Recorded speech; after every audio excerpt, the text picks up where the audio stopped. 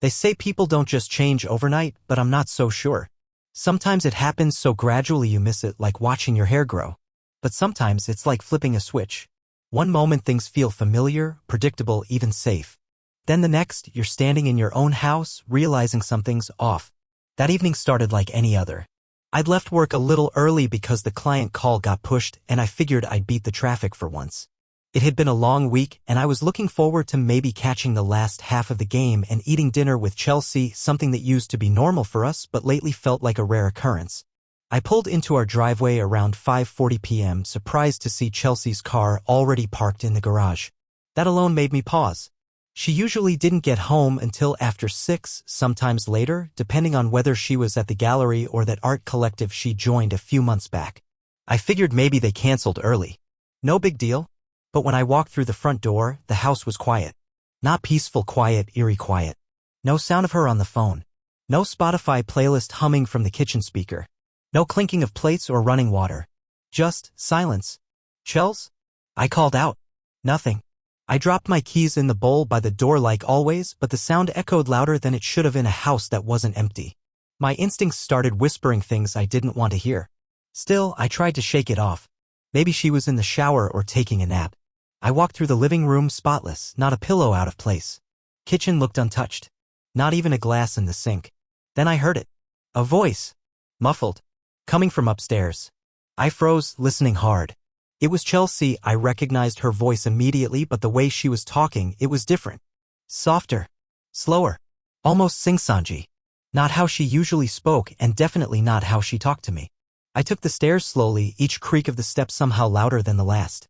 My heart was thudding harder than I expected. I felt ridiculous. What was I doing? Sneaking through my own house? But something about the tone of her voice kept me moving forward, like I needed to confirm what my gut was already trying to tell me.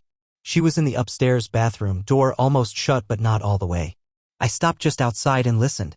Her voice drifted out in little waves. "No, I just needed to hear your voice. Yeah, I know. You're ridiculous. Stop. You'll get me in trouble." Then a laugh, light and real. The kind I hadn't heard from her in ages. My chest tightened.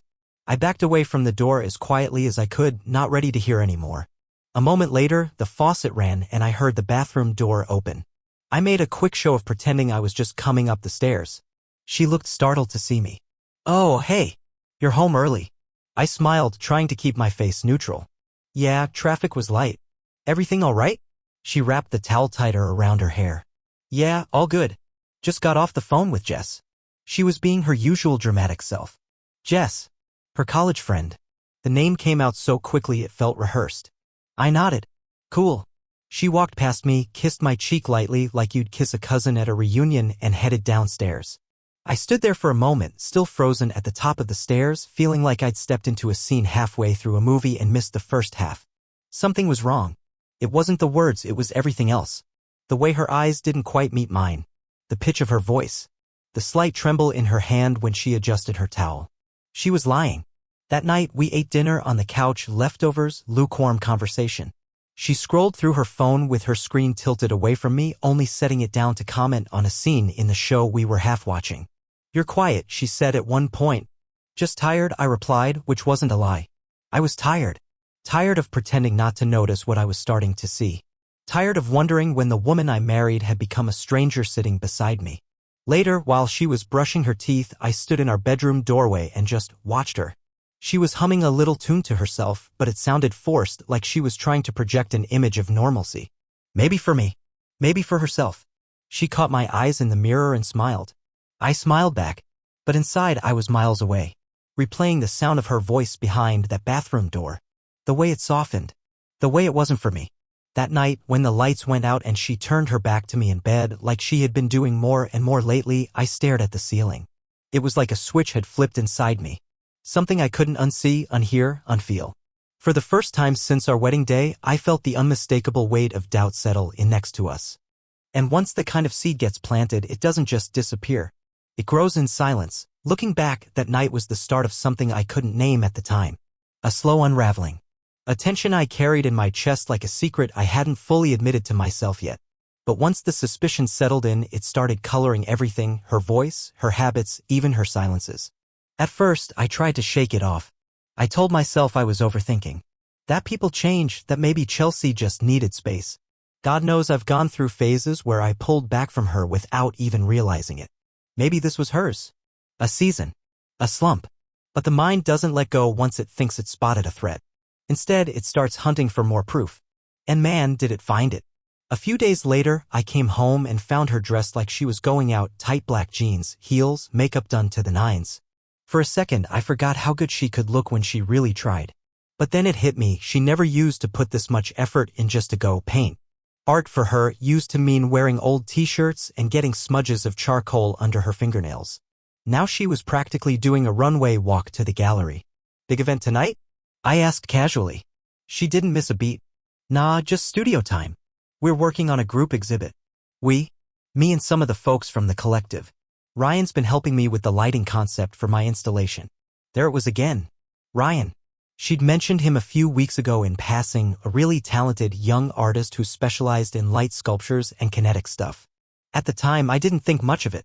She'd always admired creative people. But now, the way she said his name with just a little too much weight made something twist in my gut. I must have paused too long because she added, he's, like, 25. Just a kid. I nodded, keeping my face neutral. Got it. Sounds cool. But inside I was taking inventory. The makeup. The heels. The way her phone was suddenly glued to her hand at all hours, face down, always locked. Notifications would buzz and she'd turn away before reading them. One night, I woke up around 2 a.m. to find the bathroom light on. When I peeked in, she was sitting on the edge of the tub, whispering into the phone with her hand over her mouth. She claimed she couldn't sleep. Said she was just watching art tutorials. I didn't argue. I just said okay and went back to bed. But I didn't sleep. My brain started replaying everything from the past few months. The art collective. Her sudden obsession with late nights. Her distance. How she laughed more with people at the gallery than she did with me. How every time I asked a question, I got half an answer. I began noticing things I never would have clocked before. Like how she'd angle herself in selfies when Ryan happened to be in the background. How she started wearing perfume to places she never used, to errands, groceries, even just a trip to the post office. One Saturday, she said she was heading to a studio meetup around noon. I had errands of my own, but something about the timing didn't sit right. After about 20 minutes, I drove by the gallery out of pure impulse. Her car wasn't there. Neither was anyone else's. I waited another 30 minutes, circling the block a few times, trying not to feel like the jealous husband who was losing it. When I confronted her that evening gently, just asked if the meetup went well, she hesitated. Oh, actually, it was rescheduled last minute, she said, avoiding eye contact. We ended up just meeting for coffee instead. We? She blinked. Ryan and me. Of course. I didn't press. I just nodded, trying not to show how deeply her answer cut. It wasn't the meeting itself that hurt. It was the lie of omission. The way her story had to be adjusted only after I showed curiosity. I started to wonder how many other details had been edited for my benefit. The days kept stacking like that, each one leaving behind a tiny fracture that wouldn't heal. And the more I noticed, the more obvious it all became. One night we were watching a movie together and her phone buzzed. She looked at it, locked the screen, and slid it under a throw pillow like it had just insulted her. When I asked who it was, she smiled too quickly. Just spam, she said, sipping her wine. Another stupid promotion. But I wasn't looking at her mouth. I was looking at her hands, how tightly she gripped the stem of her glass. Like she was bracing herself for impact. A few days later, I tried something small. I asked if I could borrow her phone to look up a recipe while mine was charging. She hesitated for half a second, then handed it to me with the browser already open and the screen dimmed low. Every app was closed. Every tab cleared. No notifications. Here, she said. It took all my effort to keep my hands from shaking. And yet, and this is the part that hurts to admit, I still wanted to believe there was some other explanation.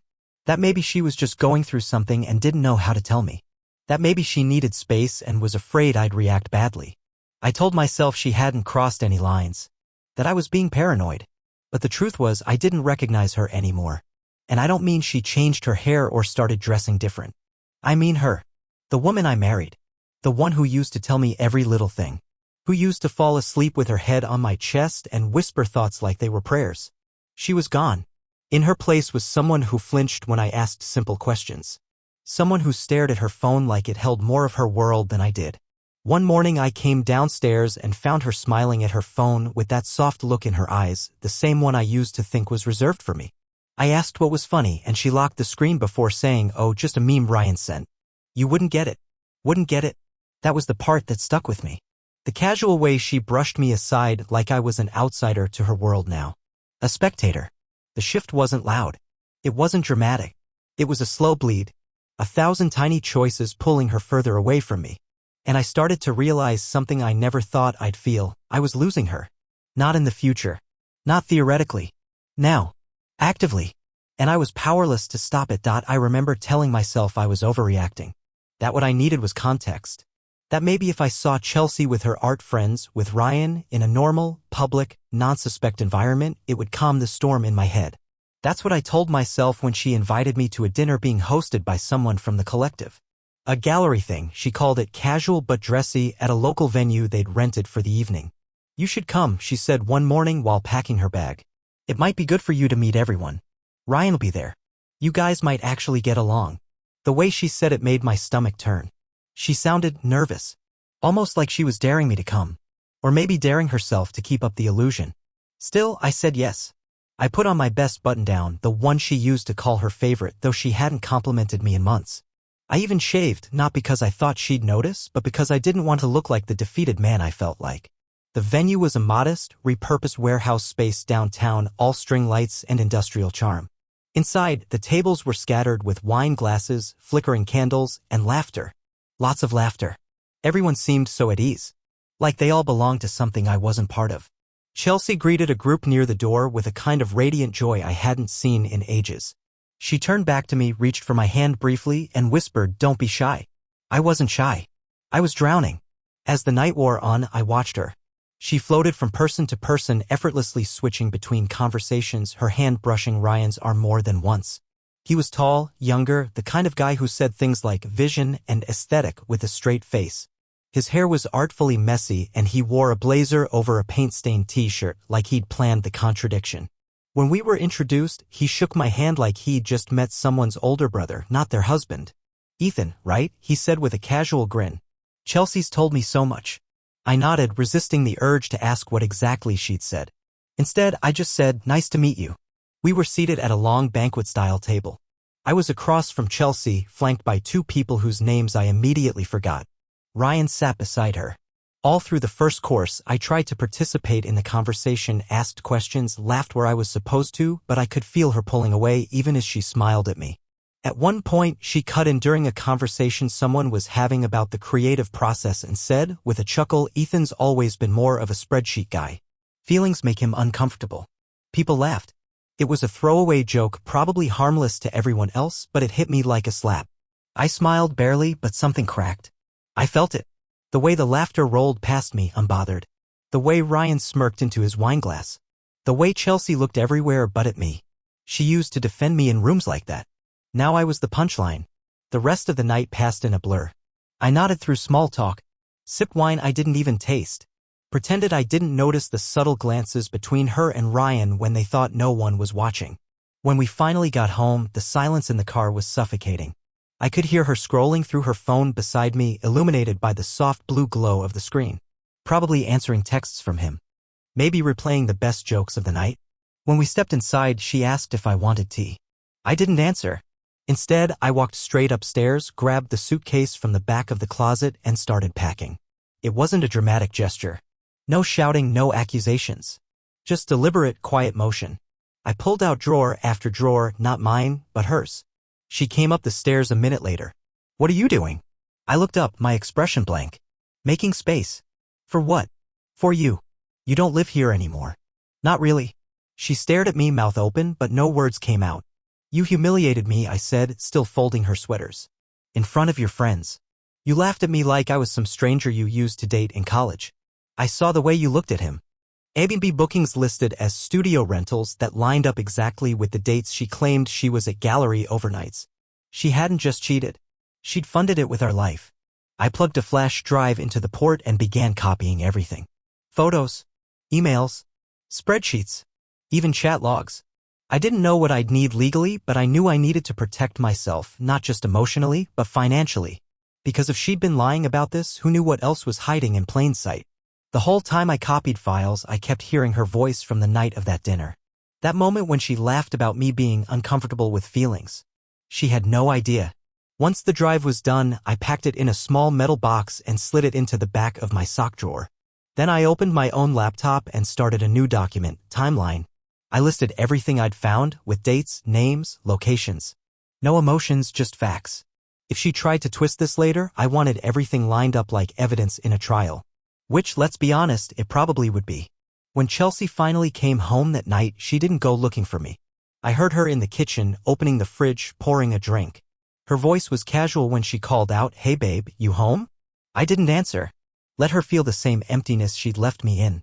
I waited an hour before stepping downstairs. She was curled up on the couch with a throw blanket, watching one of those design shows she used to hate. She looked up and smiled, surprised. "There you are. Thought you were still out." I nodded. "Just needed air." She patted the couch beside her. "You okay? You've been distant lately." The irony almost made me laugh. But I didn't. I just sat slowly on the opposite end of the couch and said, "We should talk." Her expression shifted slightly, like she could sense the pressure changing in the room. "Sure," she said, folding her legs under herself. "What's up?" I looked at her carefully. Not with anger. Not with accusation. Just reality. "Are you in love with him?" Her body stiffened, but her face didn't flinch. "Who?" I tilted my head. "You know who." There was a long pause. Her fingers played with the edge of the blanket. "I don't know what you're talking about," she said softly. I pulled my phone from my pocket, opened one of the photos I'd copied, turned the screen toward her. Her face drained of color. She didn't speak, didn't breathe, just stared. When she finally whispered, "This morning," I said. "Your laptop. Your folder labeled studio references. Not your best hiding place." "I didn't think," she started, then stopped. "You had no right." I raised a hand. "Don't. Just don't." For a moment, the air between us was thick with everything we both wanted to say but couldn't. And maybe didn't need to. She looked at me, defeated. "I never meant for it to get this far." I nodded. That's what people always say when they're standing in the ashes. Tears welled in her eyes, but they felt late. Performed. Or maybe just useless. I stood, walked to the counter, set down a manila envelope I prepared that afternoon. "What's this?" she asked, her voice cracking. "An inventory of what I found. Copies of the financial transfers. Hotel receipts. Everything I gave to my lawyer today." Her face collapsed. You're filing?" "I have to," I said quietly. "I gave you trust. You turned it into leverage." "I'm sorry," she said, standing. "Please. I'll fix it. We can fix it." I shook my head. You don't fix something by pretending it never happened. You fix it by not destroying it in the first place. There was a long silence. Finally, she whispered, "It didn't mean what you think it did." "I know exactly what it meant," I said. "You didn't just cheat on me. You betrayed who we were. And you made me feel crazy for noticing." She sank into the couch, sobbing. But I didn't move to comfort her. This time, her pain wasn't mine to carry. I went upstairs and shut the door behind me. Not out of spite, but out of clarity. Whatever this was, it was no longer love. And for the first time in a long time, I could see things exactly as they were. I'd always believed that if something like this ever happened, if Chelsea cheated, if the foundation we'd built cracked, I'd lose it. That I'd rage. Scream. Shatter something, maybe. But when the truth came out, the fury I expected never arrived. What came instead was strategy. The kind of cold, clear thinking that doesn't ask why, but what next? In the days that followed my discovery, Chelsea shifted between two modes, silent remorse and artificial normalcy. One moment, she'd linger in the hallway as if trying to speak, eyes glassy and lips trembling, and the next she'd act like everything was normal, asking if I wanted dinner, reminding me of bills we needed to pay, telling me some trivial story about someone from the gallery. It was all noise. And I didn't bite. We slept in separate rooms, ate at separate times. I went about my days as if living with a tenant I barely knew. I didn't confront her again. Didn't bring up Ryan. And the silence must have unnerved her because after a while, she started watching me. Trying to gauge where I was emotionally. Asking safe questions. Testing the water. But what she didn't realize, what she couldn't have known, was that I wasn't just watching her. I was building a net. I contacted a friend of mine, Ian. He used to work private security for a corporate law firm and he owed me a favor. We met for lunch and I told him everything, the photos, the emails, the money, the lies. Ian didn't blink. He'd heard worse. What do you need? He asked, practical as ever. I want to end this clean, I said. But I need leverage. I want her to know I could burn the whole thing down if I wanted to and that I chose not to. He nodded. I can help with that. We drafted a plan. Chelsea still thought I was away on business later that week, a fake client trip I'd let her overhear me scheduling. I even left early that morning, packed a suitcase, drove around the block, and parked on a side street. From there, I waited. At exactly 6:03 p.m. she sent a message to someone. I didn't need to see it. I already had her phone mirrored to a secondary device thanks to Ian's help. He's gone. You can come by. Finally have the place to ourselves. And that was it. The confirmation. Ryan responded minutes later, on my way. Been waiting all day. Disgust twisted in my chest, but I stayed focused. I already had 2 cameras positioned, one near the entrance, one inside our front living room disguised as an air purifier. Ian and another security contact of his, Marcus, both former military, were in a parked SUV down the block. Not there to an *mid-8 just to keep the peace if anything went sideways. I returned to the house just before Ryan was expected, entering through the back door and locking it behind me. I sat on the couch, lights off, phone in hand, recording already rolling. I didn't feel nervous. I felt ready. At 7:11 p.m. headlights flared through the front window. Car door. Footsteps. The soft jingle of keys. Then the front door opened. Ryan stepped in like he'd done it before, confident, casual, already shrugging off his coat. But he stopped when he saw me. I didn't move. Just sat there in the dim hallway light, elbows resting on my knees, hands folded, the flash drive lying on the coffee table between us. His face shifted instantly, confusion first, then guilt, then a flicker of fear. Ethan, he said, voice uneven. I thought I didn't know you were You didn't, I interrupted. You were told I'd be out of town. He glanced behind him instinctively, like maybe Chelsea was about to appear and explain this away. She's not here, I said. She'll be gone soon. But I wanted you to see something first. I gestured to the USB. Everything's on there, I continued. Photos, emails, bank transfers, screenshot *TS. You're quite the muse. Ryan swallowed, his mouth opening like he was about to defend himself, but no words came out. I'm not going to hit you, I added. I'm not even going to raise my voice. This isn't about rage. It's about clarity. He stayed silent, his face pale. I'm divorcing her, I said flatly. And you're not going to be a problem. You're going to walk away. Block her. Stay out of my life. If you ever show up here again, or if I hear that you've interfered in any part of this process, that flash drive doesn't go to my lawyer. Ryan blinked. Then who? The gallery. The local press. Your residency program. Whoever might care. I didn't mean to. I stood. Not fast. Just enough to let him feel the shift. You knew she was married. He looked away. And you still kept coming. I stepped toward the table, picked up the flash drive, and slipped it into my pocket. You've got 5 seconds, I said. Then I call Ian and we do this the hard way. That name hit him like a slap. He turned and left fast, without a word, without his coat. The door clicked shut behind him. I stood there for a while, letting the silence settle. Then I picked up my phone and opened the mirrored messaging app. Chelsea had just texted him again. You there? He definitely left. Did you knock? I turned off the sink. Later that night, when she returned, I was sitting at the kitchen counter with a single sheet of paper, her name, a date, and the word dissolution in bold letters across the top. She froze when she saw it. Her breath caught. Her purse slid off her shoulder and landed with a soft thud. You planned this, she said. Of course I did. You trapped me. No, I said calmly. You trapped yourself. I just waited. She walked forward, eyes wide, voice breaking. Please, Ethan. Can we talk? I'm sorry. I'll end it. I'll do anything. I already ended it, I said, nodding to the paper. Sign. Tears welled in her eyes, but I didn't flinch. Why now, she whispered. Because now you know I see everything, I said. And I'm still choosing peace. She didn't sign that night. Just cried and asked questions I didn't answer. But I didn't shout. Didn't shame her. I just stood there while she unraveled and let the silence speak for me. The next morning I handed her a pen. She signed. It was the quietest ending I could have hoped for. No courtroom drama. No shouted accusations. Just the truth laid bare. And one man walking away, flash drive in his pocket, soul intact.